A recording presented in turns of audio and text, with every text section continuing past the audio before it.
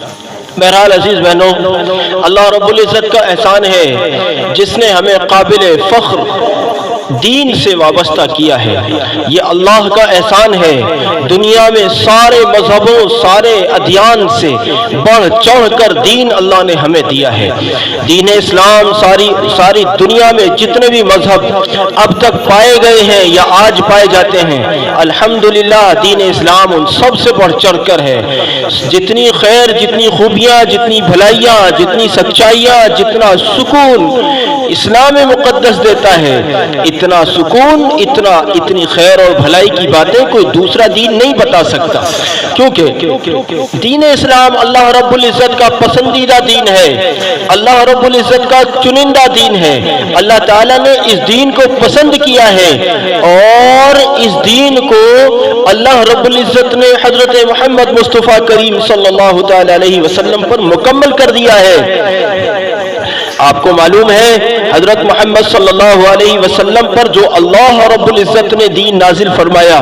اس دین کو ہم تک پہنچانے کے لیے ہمارے پیغمبر حضرت محمد صلی اللہ تعالی علیہ وسلم نے کس قدر مشقتیں، مصیبتیں اور پریشانیوں کا سامنا کیا۔ جناب رسول اللہ صلی اللہ علیہ وسلم پر اللہ رب العزت نے ہر قسم کی نعمتوں کے خزانے اس طرح سے کھول رکھے تھے کہ نبی صلی اللہ علیہ وسلم جیسا سچا پورے عرب میں کوئی نہیں دکھتا تھا، نبی صلی اللہ علیہ وسلم جیسا امانت دار پورے عرب میں کوئی نہیں ہوتا تھا، نبی صلی اللہ علیہ وسلم کے جیسا عزت دار پورے عرب میں کوئی نہیں دکھتا تھا۔ نتیجہ یہ تھا کہ نبی صلی اللہ علیہ وسلم کی ان عزتوں کے ڈنکے پوری دنیا میں یعنی پورے عالم عرب میں بجتے تھے، اور اہل مکہ پورے عرب میں جہاں جہاں تک ان کے قافلے جاتے تھے، جہاں جہاں تک وہ تجارتوں کی غرض سے سفر کرتے تھے، وہاں جا کر وہ نبی صلی اللہ تعالی علیہ وسلم کی تعریفیں بیان کرتے تھے کہ اور کہتے تھے کہ دیکھو ہمارے یہاں ایک ایسا نوجوان ہے جو بہت سچ بولنے والا ہے، یعنی کبھی جھوٹ نہیں بولتا،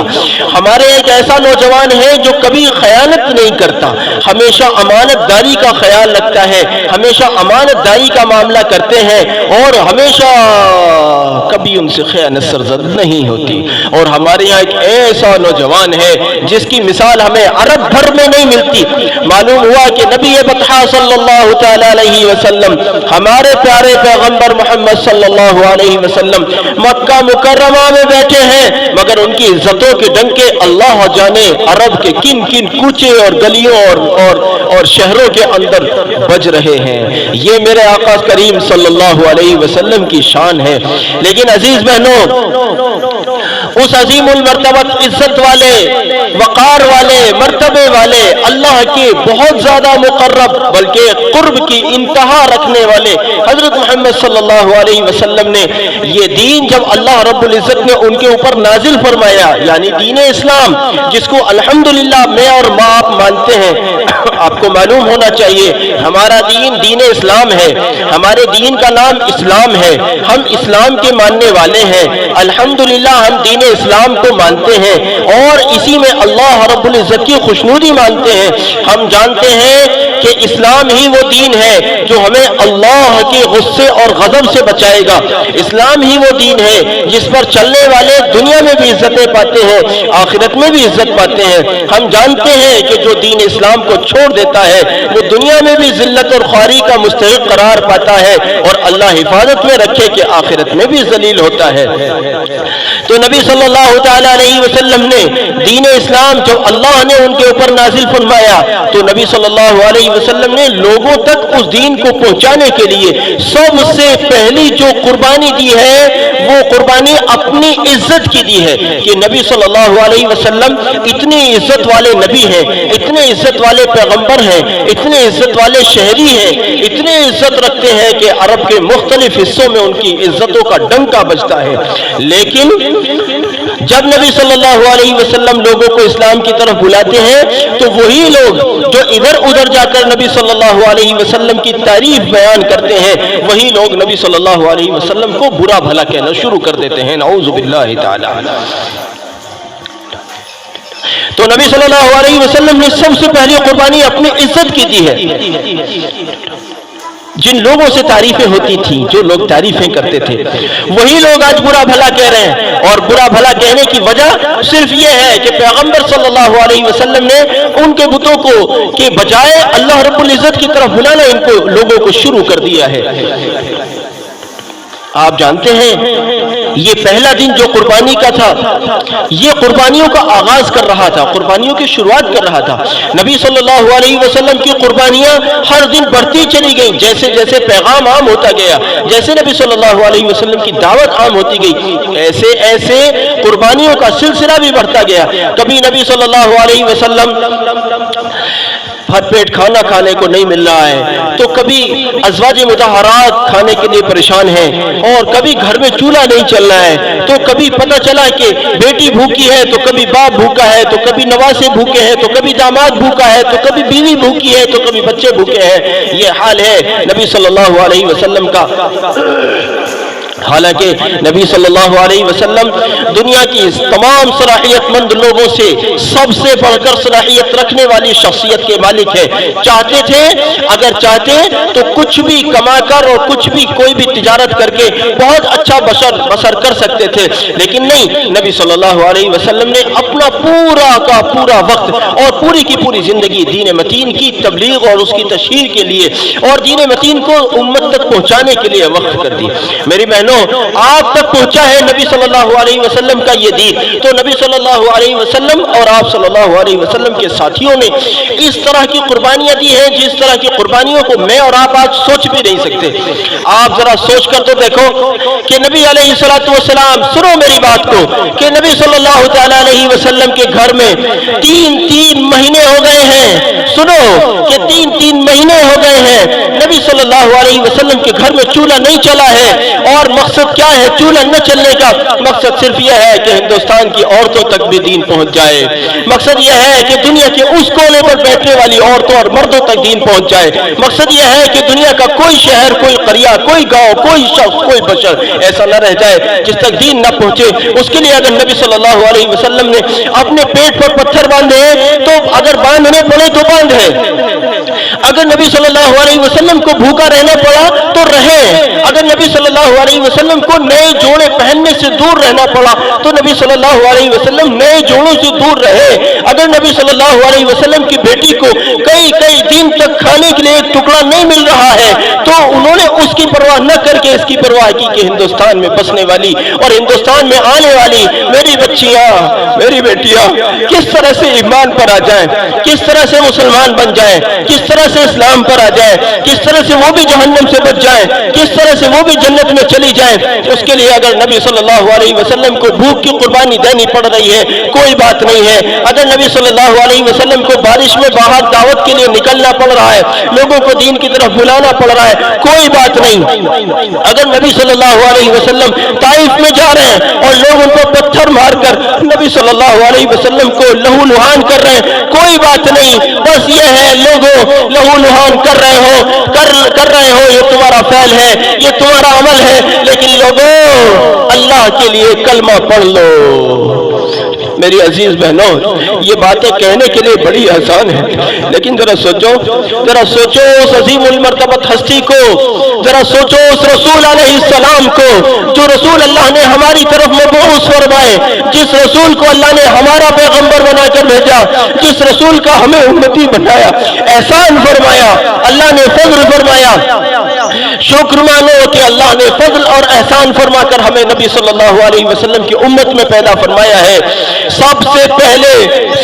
پہلے یہ امت جنت میں جائے گی انشاءاللہ، سب سے پہلے یہ امت جنت میں جائے گی، دوسرے لوگ لائن میں لگے ہوئے ہوں گے اور یہ امت جنت کی لائن میں انشاءاللہ لگی ہوئی ہوگی. لیکن میری بہنوں جب نماز چھوڑنے کا دل کیا کرے تو نبی صلی اللہ علیہ وسلم کے ان سجدوں کو یاد کر لیا کرو. اللہ تعالیٰ کی قسم کہ نبی صلی اللہ علیہ وسلم کو چاروں طرف سے سجدوں سے روکنے والے لوگ موجود ہیں اور وہ اس فکر میں لگے ہوئے ہیں کہ نعوذ باللہ نبی صلی اللہ علیہ وسلم یہاں سجدہ نہ کریں.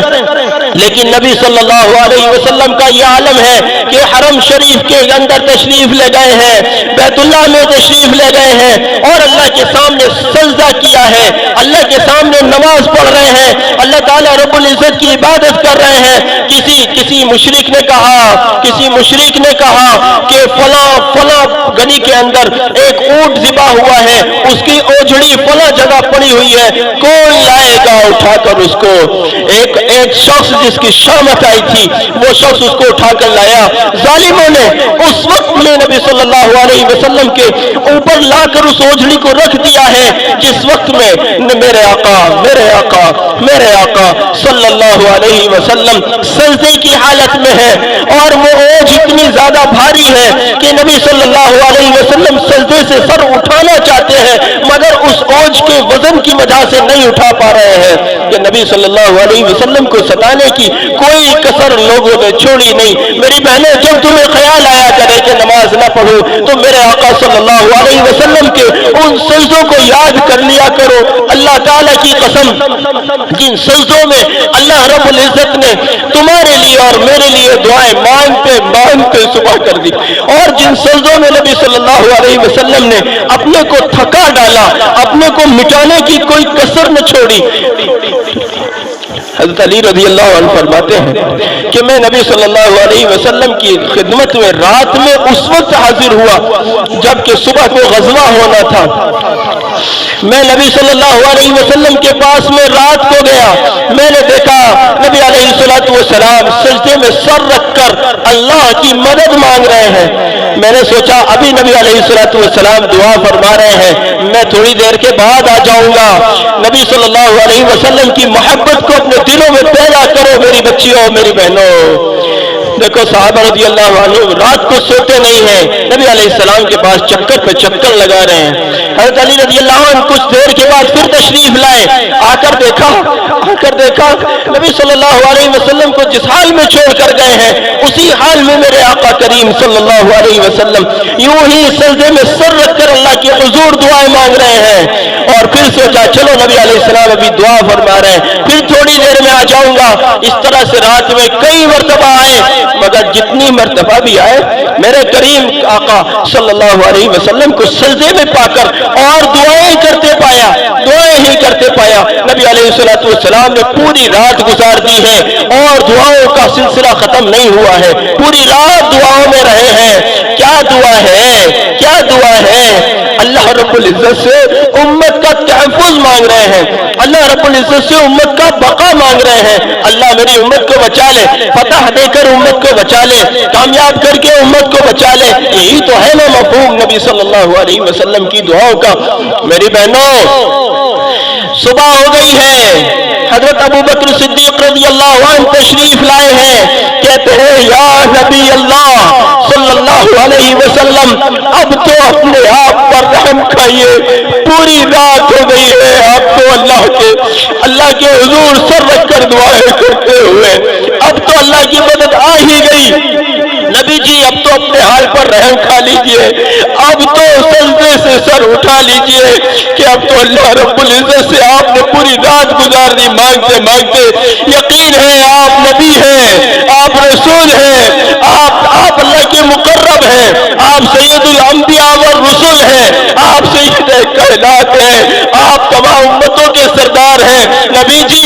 آپ تو ایک بار اللہ رب العزت کے سامنے کہہ دیتے، اللہ کی قسم اللہ رب العزت اپنے فضل سے آپ کی دعا کو قبول فرما لیتا۔ لیکن نبی صلی اللہ علیہ وسلم آپ نے پوری رات گزار دی ہے،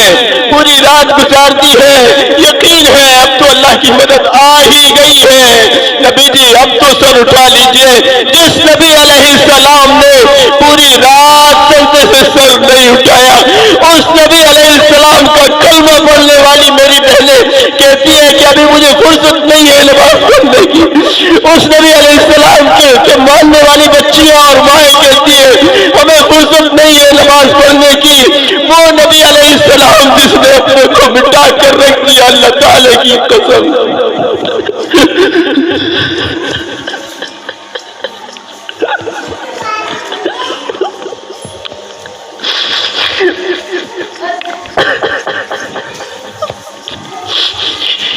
میری بہنوں، اللہ کے رسول صلی اللہ علیہ وسلم کی قربانیوں کو یوں فراموش نہ کرو، اللہ کی قسم۔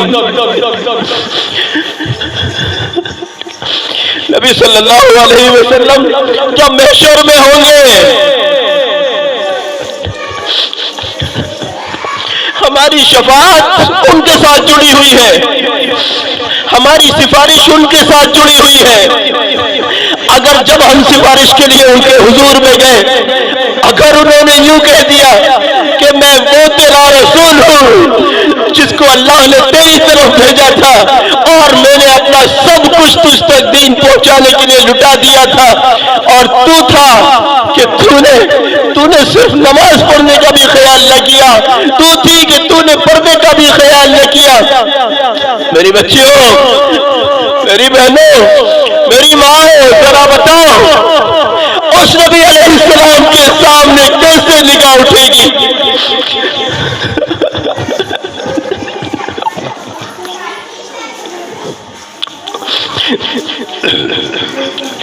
اور اگر نبی علیہ السلام نے اگر دھکے دے دیے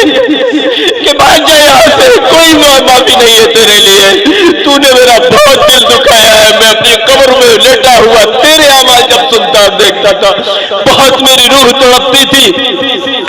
پھر کیا بنے گا ہمارا؟ کون ہوگا ہمارا شفیع؟ کون کرے گا ہماری سفارش؟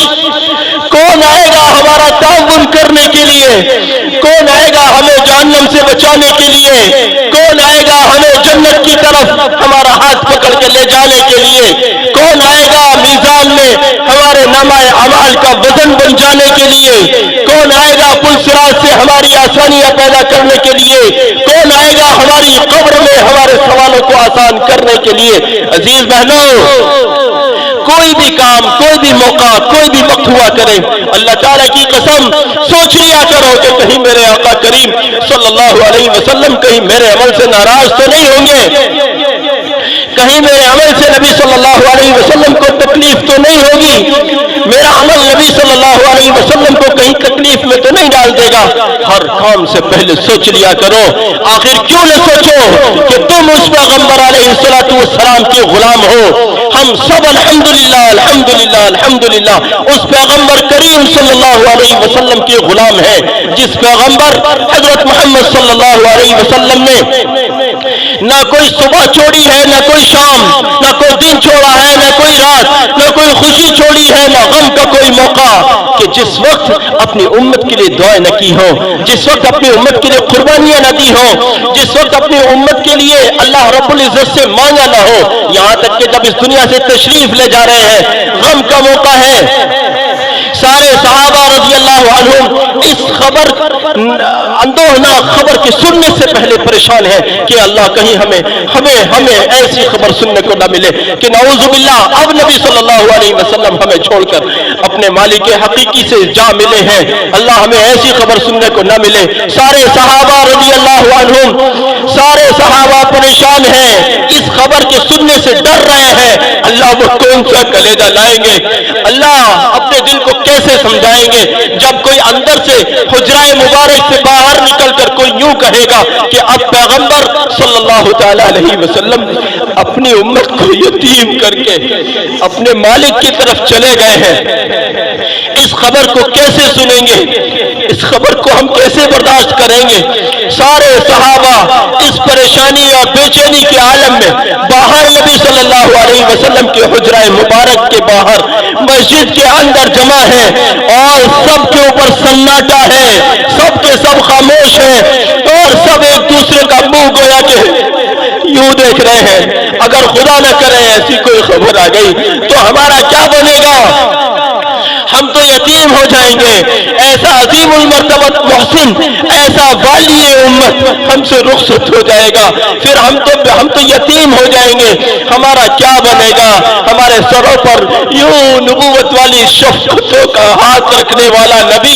جو ہمیشہ کے لیے ہم سے رخصت ہوا چاہتا ہے، ہم یتیموں کا کون والی ہوگا؟ ہم یتیموں کا کون سہارا ہوگا؟ اب تک ہمارے لیے راتوں کو تڑپنے والا، راتوں کو کثرت سے دعائیں کرنے والا، اپنی نیند کو قربان کر کے اللہ رب العزت کے سامنے آہوزاری کرنے والا نبی اب ہم سے رخصت چاہتا ہے. اب کون ہمارے لیے دعائیں کرے گا؟ اب کون ہمارے لیے راتوں کو اٹھ کر روئے گا؟ اب کون سونپے گا ہمارے لیے؟ اب کس کے چولہے ٹھنڈے ہوں گے ہمارے نام پر؟ اب کون ہوگا جو راتوں کو اپنی نیند کو ہمارے نام پر قربان کرنے کو آئے گا؟ وہ نبی علیہ السلام اب ہم سے رخصت چاہتا ہے. ہم کیسے سنیں گے اس خبر کو؟ اللہ کی قسم کہ کوئی آ کر یوں کہے کہ لوگوں سن لو،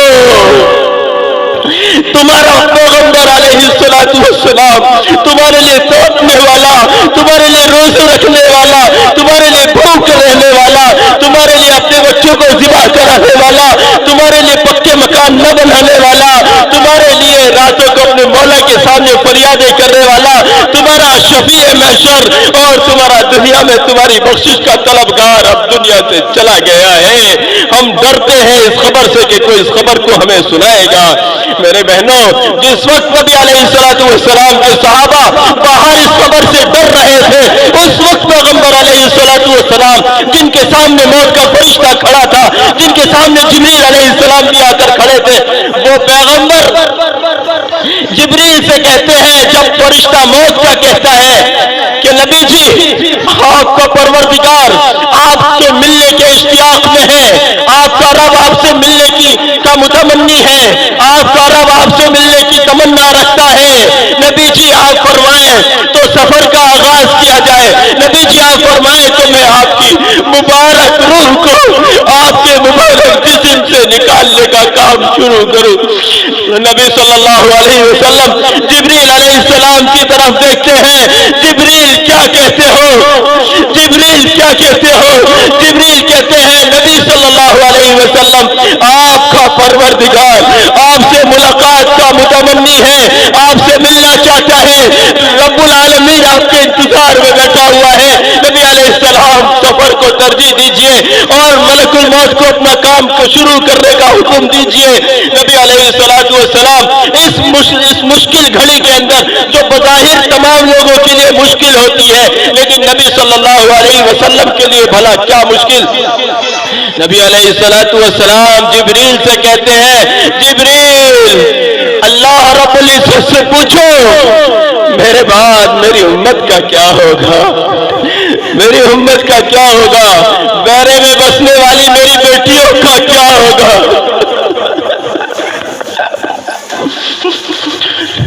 میری بچیوں، نبی صلی اللہ علیہ وسلم کو کیسے بھول سکتے ہو تم؟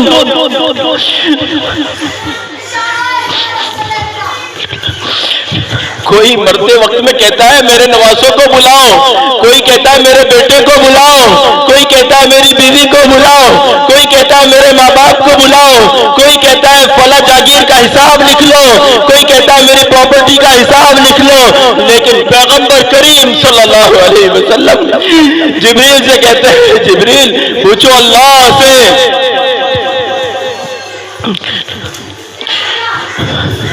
میری امت کا کیا بنے گا.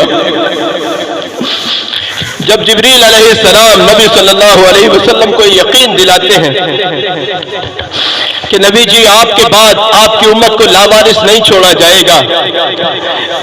آپ کی امت کے سلسلے میں رحم اور کرم کا معاملہ ہوگا، عفو درگزر کا معاملہ ہوگا، ان سے نگاہ کرم کو نہیں ہٹایا جائے گا، تب نبی صلی اللہ علیہ وسلم موت کے فرشتے کو اس بات کی اجازت دیتے ہیں. عزیز بہنوں، عزیز ماؤں، جو نبی علیہ السلام اتنا شفیق ہو تمہارے اور میرے لیے، سچ بتانا ایمانداری سے، کیا اس پیغمبر کی طرف سے منہ موڑنا جائز ہے؟ کیا ایسے پیغمبر کی طرف سے منہ موڑ لینا، ان کی تعلیمات کو ہلکا سمجھنا، کیا ان کے ساتھ بے رخی اور بے مروتی نہیں ہے؟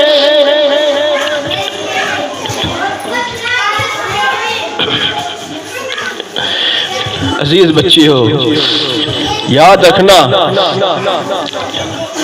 ہمارا وہ شفیق پیغمبر صلی اللہ علیہ وسلم اگر ان کی دعائیں نہ ہوتی تو آج جتنے ہمارے یہاں برائیاں پائی جاتی ہیں اللہ ہم سب کو ان ساری برائیوں سے محفوظ رکھے۔ آج جتنی برائیاں ہمارے اندر پائی جاتی ہیں یہ ساری کی ساری برائیاں ہماری تباہی کی وجہ بن کر رہتی ہیں،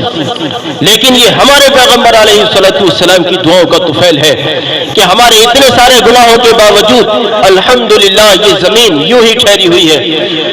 یہ آسمان یوں کا یوں ہی ٹھہرا ہوا ہے، یہ سورج اور چاند یوں ہی اپنا نور بکھیر رہے ہیں، اور زمین پر وہ سارا کا سارا نظام اللہ کے فضل سے چل رہا ہے۔ آج کوئی گناہ کر لیتا ہے اللہ کے فضل سے اس کے لیے استغفار کا دروازہ کھلا ہوا ہے کہ یہ گناہ کر لیا ہے اس نے، یہ اللہ کے حضور اگر معافی مانگ لیتا ہے تو اللہ رب العزت اس کو معاف کرنے کو بیٹھا ہے۔ آج دیکھو تم وہ مخلوق ہو، تم خواتین میں وہ صفت اللہ نے رکھی ہے، عورتوں کو اللہ نے یہ صفت دی ہے کہ اگر عورتیں ایک بار اس بات کو ٹھان لیتی ہیں کہ آج کے بعد میرا کوئی چہرہ نہیں دیکھے گا، آج کے بعد میں برہنہ سر یا برہنہ چہرے سے کسی کے سامنے نہیں جاؤں گی، اگر عورتیں اس بات کو ٹھان لیتی ہیں کہ آج کے بعد مجھے نماز نہیں چھوڑنی ہے، اگر عورتیں اس بات کو ٹھان لیتی ہیں کہ آج کے بعد میرا کوئی روزہ نہیں چھوٹے گا، اگر عورتیں اس بات کو ٹھان لیتی ہیں کہ آج کے بعد کوئی دن میرا کوئی رات ایسی نہیں گزرے گی جس میں اللہ کا قرآن یا اللہ کی تسبیح بیان نہ کروں، تو الحمدللہ میں نے دیکھا ہے عورتوں میں اتنی صفت ہوتی ہے کہ اگر وہ ایک بار اس بات کو ٹھان لیں تو ہم دیکھتے ہیں کہ زندگی بھر ان کی نمازیں نہیں چھوٹتی، زندگی بھر ان کے روزے نہیں چھوٹتے، زندگی بھر ان کی تلاوت اور ان کی تسبیحات نہیں چھوٹتی۔ ہم نے دیکھا ہے صرف بیان سن کر کتنی بہنوں نے تہجدیں شروع کر دی، صرف کہنے سننے پر تھوڑا سا ذکر کرنے پر کتنی بچیوں نے ذکر شروع کر دیا، کتنی بچیوں نے تہجدیں شروع کر دی، کتنی بچیوں نے برقع اور نقاب لینا شروع کر دیا۔ تمہیں کیا ہو گیا؟ تمہیں کیا ہو گیا؟ تم بھی نیت کر لو انشاءاللہ آج کے بعد کسی بہن کی نماز نہیں چھوٹے گی، نیت رہی، نیت کرو، اللہ گواہ ہے تمہاری آواز مجھ تک نہیں پہنچ رہی، کوئی بات نہیں، اللہ کے حضور تمہاری آواز پہنچ رہی ہے، تم اللہ کو حاضر و ناظر سمجھ کر کہ اللہ تمہیں دیکھ رہا ہے، اللہ تمہاری آواز کو سن رہا ہے، اللہ تمہارے دلوں کے جذبات اور خیالات کو جاننے والا ہے، تم اللہ کو حاضر اور ناظر سمجھ کر اس بات کا عہد کر لو کہ یا اللہ تو گواہ رہنا، آج سے میں نے نماز کا عہد کر لیا ہے، اللہ تو گواہ رہنا، آج سے میں نے پردے کا عہد کر لیا ہے، اللہ تو گواہ رہنا، آج سے میں نے قرآن روزانہ پڑھنے کا عہد کر لیا ہے، اللہ تو گواہ رہنا، آج سے میں نے عہد کر لیا ہے کہ کوئی گناہ میری زندگی میں نہیں پایا جائے گا، اور اللہ اگر میں نے کوئی گناہ اب تک کیا ہے اللہ تجھے حاضر اور ناظر سمجھ کر اللہ میرا تجھ سے اقرار ہے کہ آج کے بعد کوئی گناہ نہیں ہوگا، اور پیچھے جو ہو گئے ہیں اللہ ان سے میری سچی پکی توبہ ہے۔ بہنوں یہ معاملہ اللہ سے کر لو، یہ معاملہ اللہ سے کر لو انشاءاللہ الرحمن۔ جب تمہارا یہ معاملہ اللہ رب العزت سے ہو جائے گا پھر یقین جانو تم اللہ کی مقرب بندیاں بن جاؤ گی، تم اللہ کے مقرب بندے اور بندیاں بن جاؤ گے، کیونکہ توبہ وہ چیز ہے جو بڑے سے بڑے گناہ کو مٹا کر رکھ دیتی ہے، توبہ وہ عظیم تحفہ ہے، توبہ وہ عظیم نعمت ہے اللہ رب العزت کی طرف سے کہ اگر آدمی سے غلطی سے کوئی گناہ ہو جائے اللہ سے معافی مانگ لے، اللہ مجھ سے غلطی ہو گئی، اللہ میں نے جھوٹ بول دیا، مسلمان کا کام تو جھوٹ بولنا تھا نہیں، اللہ مجھ سے غلطی ہو گئی، میں بازار میں گیا اور میری زبان سے جھوٹ نکل گیا، اللہ مجھے معاف کر دیجئے، میں نے اپنے جھوٹ بولنے پر تجھ سے معافی چاہتا ہوں، اللہ میرے سے بے پردگی ہو گئی، اللہ میں معافی چاہتی ہوں، اللہ مجھ سے نماز چھوٹ گئی، نماز کو دہرائے بھی، پڑھے بھی، اس کو قضا بھی کریں، اور قضا ہو جانے پر اللہ سے معافی بھی مانگے۔ آپ دیکھو اللہ رب العزت کیسے تمہیں معاف کرتا ہے، کیسے تمہیں معاف کرتا ہے۔ اگر پوری زندگی گناہ کرنے والا آدمی اگر اللہ رب العزت کے سامنے آخری لمحات میں، آخری دن، آخری سانسوں میں اگر معافی مانگ لیتا ہے اللہ تعالیٰ اس کو معاف کر دیتے ہیں، کیونکہ اللہ کی رحمت، مغفرت، اللہ کی عطائیں بہت وسیع ہیں، اللہ ہماری طرح نہیں ہے، اللہ تو بہت معاف کرنے والے ہیں، اللہ تو بے نیاز ہے، اس کو کون پوچھتا ہے؟ اگر کسی کو معاف کر دے، کسی کی اتنی جرت بھلا تو یوں پوچھ لے اللہ تو نے کیوں معاف کر دیا؟ اللہ اپنی مرضی کا خود مالک، اللہ جو چاہے کرے۔ اس لیے عزیز بہنوں، تم سب کے سب نیت کرو، انشاءاللہ تعالی آج کے بعد کوئی عمل نہیں چھوٹے